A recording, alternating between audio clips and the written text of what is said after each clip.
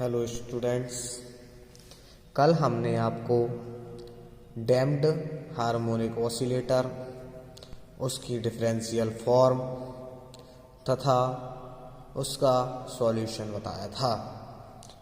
आज हम आपको ड्राइव्ड फोर्स हार्मोनिक ऑसिलेटर के बारे में बताएंगे तथा उसकी डिफरेंशियल फॉर्म तथा उसका सॉल्यूशन बताएंगे। आपका क्वेश्चन है, किसी चालित सरल आवर्ती दोलन या ड्राइव्ड हार्मोनिक ऑसिलेटर की अवकलन समीकरण ज्ञात कीजिए तथा उसे हल कीजिए। पहले ड्राइव्ड हार्मोनिक ऑसिलेटर क्या होता है? जब अवमंदित आवर्त दोलक किसी माध्यम में गति करता है तो माध्यम के घर्षण बल के कारण दोलन का आयाम कम हो जाता है। जब दोलन के सिरों पर बाह्य आवर्त बल लगाते हैं तो दोलक दोलन करने लगता है। इस प्रकार की चालित सरल आवर्त गति कहते हैं। इस प्रकार की गति को सरल आवर्त दोलन कहते हैं। इस प्रकार के दोलन में 3 बल कार्य करते हैं। कितने फोर्स कार्य कर सकते हैं? 3 फोर्स कार्य करते हैं। पहला फोर्स होता है रेस्टोरिंग फोर्स, दूसरा फोर्स होता है डैम्प्ड फोर्स और तीसरा फोर्स होता है बाह्य आवर्त फोर्स। इसमें पहला प्रत्यानयन बल equal to minus C X, C equal to होता है where C equal to force constant, जो सी है यहाँ पर फोर्स कांस्टेंट है। सेकंड कौन सा फोर्स है? अवमंदन बल equal to minus gamma B where gamma equal to damping constant. Third बाह्य आवर्त बल equal to F naught sine P T, यहाँ पर P equal to external frequency. दोलक पर लगने वाला कुल बल total force F equal to minus C X minus gamma B plus F naught sine P T. हमने यहाँ पर तीनों को ऐड कर लिया टोटल फोर्स के लिए। न्यूटन के थर्ड लॉ से F equal to M A equal to D square X upon D T square equal to minus C X minus gamma B equal to D X upon D T plus F naught sine P T. हमने यहाँ पर B और F को F equal to M A और B equal to D X upon D T put करा। यहाँ पर M को हमने तीनों के डिवाइड में लिया है यहाँ पर, तो D square X upon D T square equal to minus C X upon M minus gamma upon M D X upon D T plus F not upon M sine P T. लेकिन C upon M equal to omega square, gamma upon M equal to 2k या इसे 1/2 भी लिख सकते हैं।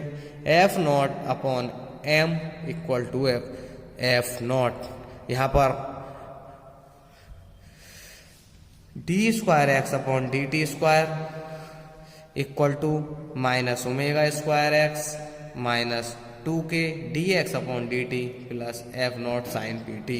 यहाँ पर हमने इन तीनों की वैल्यू यहाँ पर पुट कर दी और capital F not upon M के equal to small F not. तीनों की वैल्यू पुट करने के बाद हमने ये एक माइनस वाले साइन वाले इधर दूसरी साइड ले गए, यहाँ पर प्लस के हो गए और F naught sine P T equal में हो गया D square X upon D T square plus 2k D X upon D T plus omega square X equal to F naught sine P T.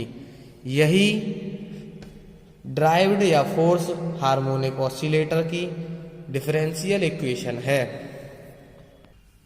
इस equation का solution, जब दोलक नियत आयाम से दोलन करने लगता है तो इस अवस्था को स्थायी अवस्था कहते हैं।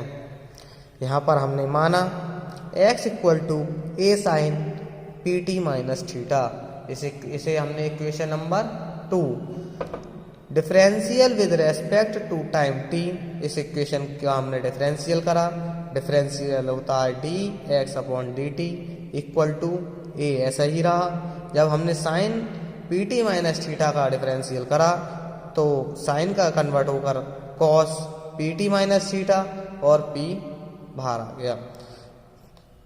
हमने इस इक्वेशन का फिर डिफरेंशियल करा t के सापेक्ष, again differential with respect to time t।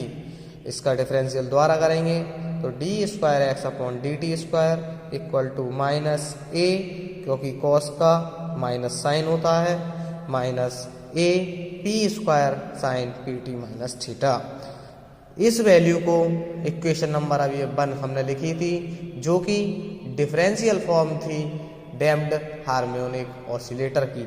उसमें x की value D X upon D T की value D square X upon D T square की वैल्यू तीनों पुट करेंगे। तब पुट करने के बाद minus A P square sine P T minus theta, यह हमने D square X upon D T square के बदले लिखा, plus omega square A sine P T minus theta, यह हमने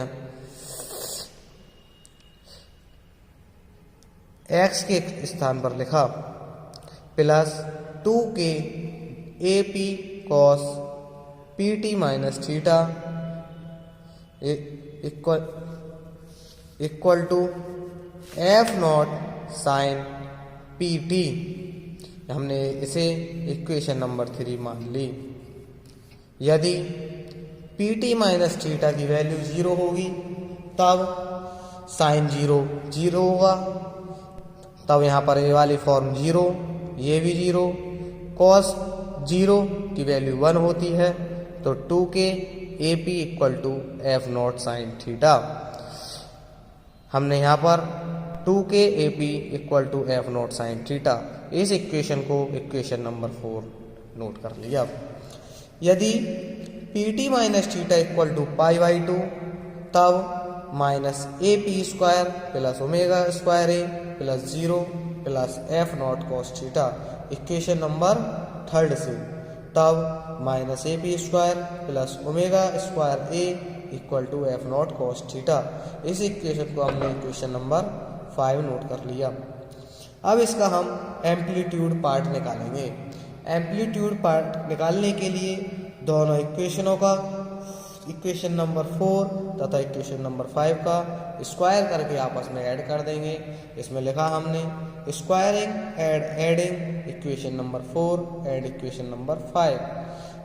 तब F not square equal to 2k A P का square plus minus A P square plus omega A square A का whole square. हमने इस वाली फॉर्म में दोनों में ए कॉमन ले लिया और इस वाली फॉर्म में इसे खोल दी।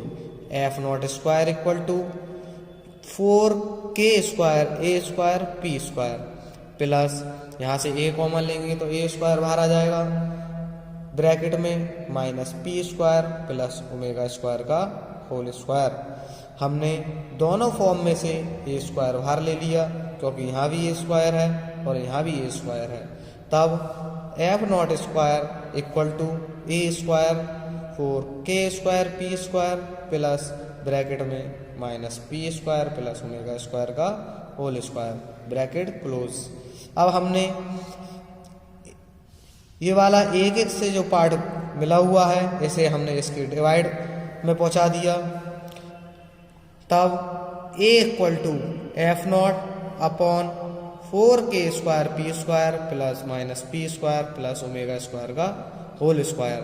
ए स्क्वायर हटाकर हमने पूरे पर अंडर रूट चढ़ाया, अंडर रूट से एफ नॉट का स्क्वायर हट गया। तब a equal to F not upon under root 4k square P square plus bracket में omega square plus P square का होल स्क्वायर। हमने इसे इक्वेशन नंबर 6 डिनोट कर लिया। तब अब हम इसका पहले हमने एम्पलीट्यूड पार्ट निकाला, अब हम इसका फेज पार्ट निकालेंगे। फेज पार्ट निकालने के लिए जो हमारी इक्वेशन नंबर 4 तथा इक्वेशन नंबर 5 आई थी उसका हम डिवाइड करेंगे आपस में। डिवाइडिंग इक्वेशन 4 तथा 5, जब हम दोनों को डिवाइड करेंगे तब F0 से F0 कैंसिल हो जाएगा, sine theta upon cos theta tan theta हो जाएगा, equal to 2kp upon under bracket में omega square minus P square. हमने यहाँ पर टेन इधर ले गए तो टेन इनवर्स में आ गया, theta equal to tan inverse 2kp upon omega square minus P square का होल स्क्वायर, इक्वेशन नंबर 7। अब हम यहाँ पर ये हमारा फेस पार्ट था और पहले एम्पलीट्यूड पार्ट। यहाँ पर केस 1 हमने फर्स्ट केस निकाला यहाँ का, तो P लेस देन ओमेगा लो ड्राइव फ्रिक्वेंसी में, तब P इक्वल टू या इनफाइनाइट अनंत तक 0 फ्रॉम इक्वेशन नंबर 6 से। जब हमने 6 में P इक्वल टू 0 रखा तब A0 equal to F0 upon omega square.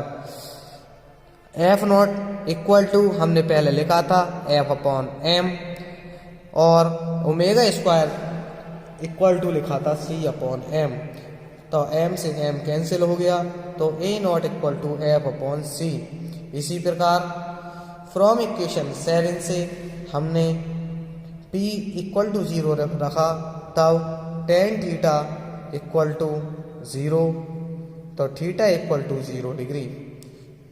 तब ड्राइविंग फोर्स फ्रीक्वेंसी पर दोलन का आयाम बढ़ता जाएगा तथा मैक्सिमम आयाम की कंडीशन ज्ञात करने के लिए इक्वेशन नंबर 6 को निम्न प्रकार लिख सकते हैं। किस प्रकार लिखेंगे? d upon D P omega square minus P square plus 4k square P square equal to 0। तब 2 omega square minus P square minus 2p plus 8k square p equal to 0।